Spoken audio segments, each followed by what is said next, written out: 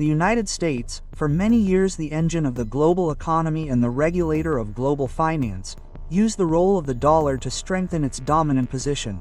It is already losing, objectively losing, its economic influence and its weight in the global economy. Completely unfair methods are being used against us too. They're banning the operations of Russian oil companies like Lukoil and Rosneft, and they're trying to control our trade. There's a battle going on to preserve the old world order, which was based on the role of the dollar. But the transformation currently being observed on the global stage, which began some time ago in connection with the objective transition to a multipolar world, is no longer bipolarity, as it was during the Soviet Union and the United States, the Warsaw Pact and the North Atlantic Alliance, nor unipolarity, which followed the disappearance of the Soviet Union. Instead, multipolarity determines the path of human development. The United States, for many years the engine of the global economy and the regulator of global finance, used the role of the dollar to strengthen its dominant position. It is already losing, objectively losing, its economic influence and its weight in the global economy, while countries such as the People's Republic of China, India, and Brazil are simultaneously rising. The West doesn't want to give up its once dominant positions. Moreover, with the advent of the Trump administration, this struggle to suppress competitors, if you will, has become especially obvious, especially open. In fact, the administration in Washington under Donald Trump makes no secret of these ambitions. We must dominate the energy sector. We will restrict our competitors. Completely unfair methods are being used against us too. They're banning the operations of Russian oil companies like Lukoil and Rosneft, and they're trying to control our trade, our investment cooperation, and our military technical ties with our largest strategic partners, like India, for example, and other BRICS members. So, there's a battle going on to preserve the old world order, which was based on the role of the dollar, based on the rules the West devised and implemented in the International Monetary Fund, the World Bank, and the World Trade Organization. And when new growth centers, well, based on these very rules, began to achieve much more significant economic development results and significantly higher growth rates, and we're seeing this everywhere in the BRICS countries, the West, as I've already said, began looking for ways to prevent this transition. This is impossible because the processes are objective. The growth rates of the BRICS countries have been exceeding their growth rates for several years now, and the volume of their gross domestic product significantly exceeds purchasing power parity, the gross domestic product of the G7 countries combined. And here, perhaps, I've made a small digression, because these processes in the global economy, both the objective processes of the emergence of new development centers and the subjective processes associated with attempts by established centers, which are losing their influence, to interfere with these objective processes, are the core content of our work, not only at the level of global analytical forecasts, but also at the level of bilateral practical relations with each country. Since all these geopolitical clashes, attempts to interfere with the objective course of history, they, of course, affect bilateral affairs. And I won't list them all.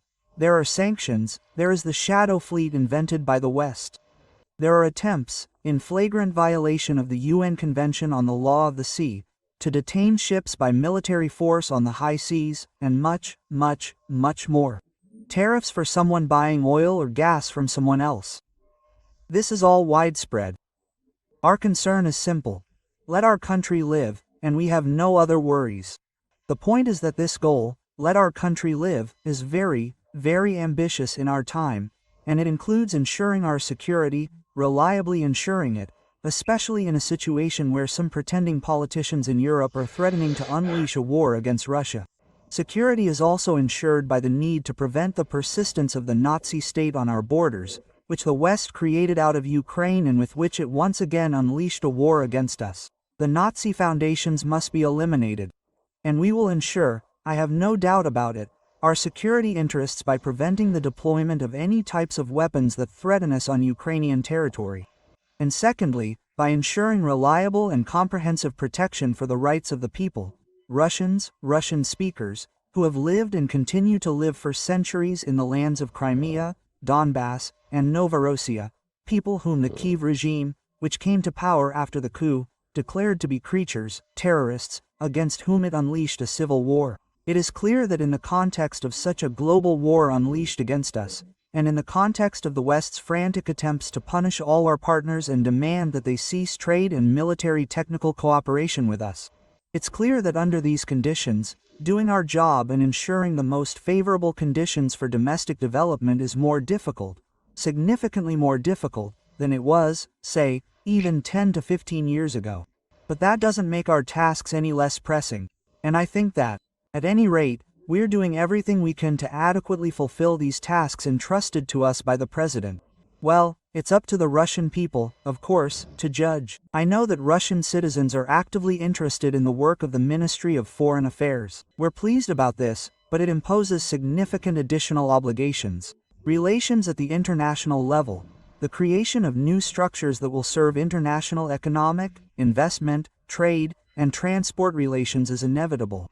We are not advocating for the dissolution of the International Monetary Fund, the World Bank, or the World Trade Organization.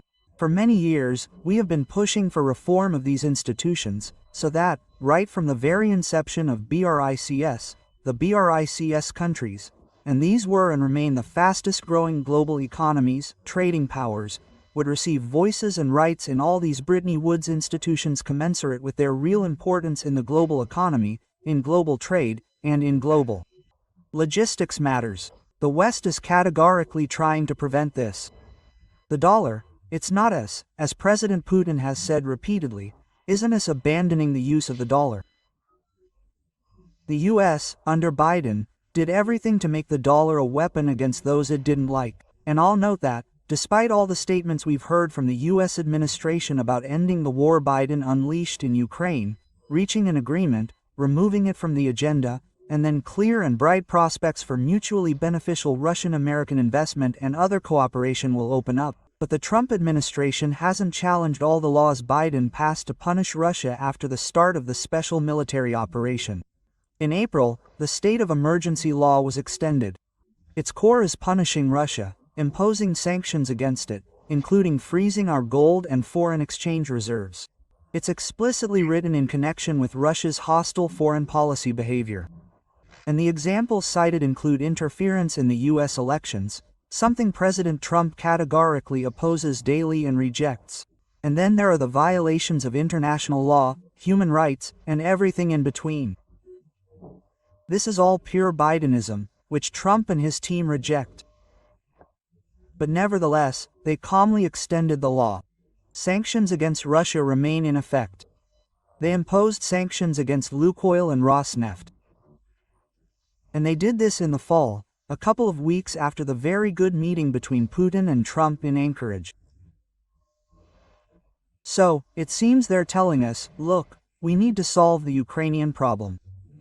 Well, in Anchorage, we accepted the United States proposal. So, if we're being honest, they made the proposal, we accepted, and the problem must be solved. Putin has said this repeatedly for Russia. It doesn't matter what they say in Ukraine or Europe. We clearly see the abject Russophobia of most regimes in the European Union. With rare exceptions, the position of the United States was important to us. And so, by accepting their proposal, we seemingly accomplished the task of resolving the Ukrainian issue and moving toward full-scale, broad, and mutually beneficial cooperation.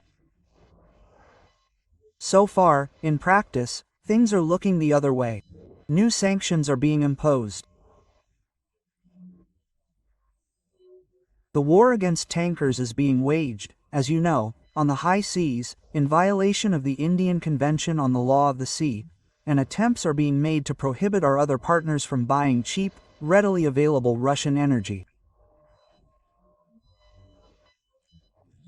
Europe has long been banned. It's being forced to buy American liquefied natural gas at triple the price, paying for it. In other words, in the economic arena, the Americans have essentially declared their goal of economic dominance.